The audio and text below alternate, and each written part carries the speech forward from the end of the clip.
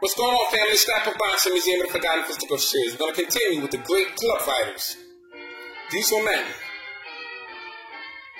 They got the fight started. They let off the cards. They would fill in cards. They would entertain. They would put on some magnificent fights. They can be seen all over the world. Broadway Arena, St. Nicholas Arena, the Philadelphia Blue Horizon. Fighters such as Joe Glitch, who was born February 22nd, 1903 in Brooklyn, New York. Now, Joe Glitch died September 5th, 1978. He was 75 years of age at the time of his death. He died in Brooklyn, New York. Now, he stood 5 foot 8 inches and weighed 135 pounds. He had an unbelievable 233 bouts and 1,941 rounds of boxing. Fascinating fighter was Joe Glitch. February 14, 1921, he would face Nate Viplan.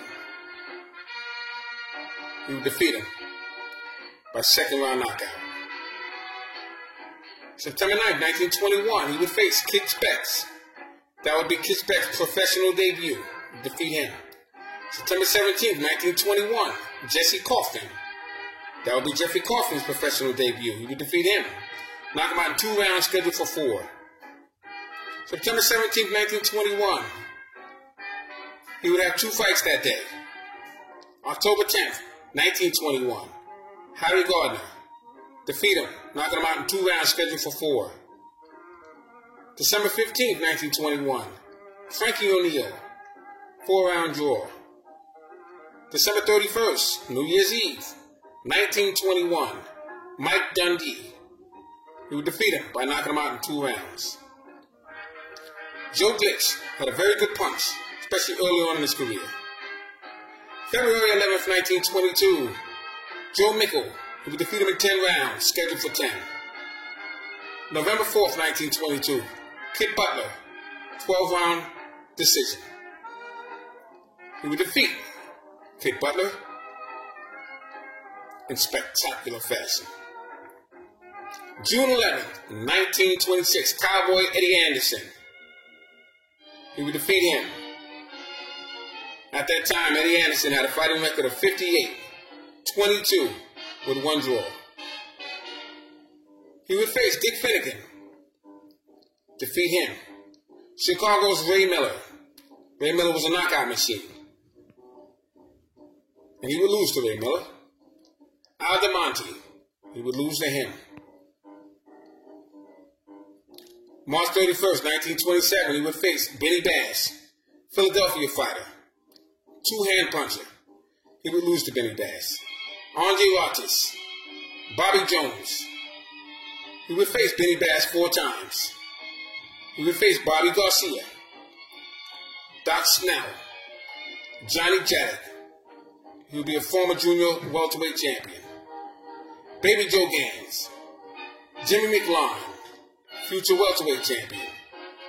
P.D. Mack, Tony Canzoneri, one of the greatest fighters of all time. I have him in my top 10 greatest fighters of all time. Jackie Kid Bird, fascinating champion. Johnny Hayes, Young Corbett III. Young Corbett III would beat Jackie Fields and lose Jimmy McLaurin for the welterweight championship strap. Tony Falco, fascinating fighter. Seferino Garcia, middleweight champion. Freddie Steele, middleweight champion. Just to name a few. So you see, you had some great club fighters out there. And Joe Glitch was one of them. Salute to Joe Glitch. Salute to all the club fighters that put on some entertaining bouts and prepared your champions to become the best they could be. This is Scrap of Boxing Museum of the Forgotten Fisticuffs series, stating all great fights and all great fighters will never be forgotten on my channel. Salute to Joe Glitch from Brooklyn, New York, and all the club fighters. Thanks for hanging in there with me. Salute.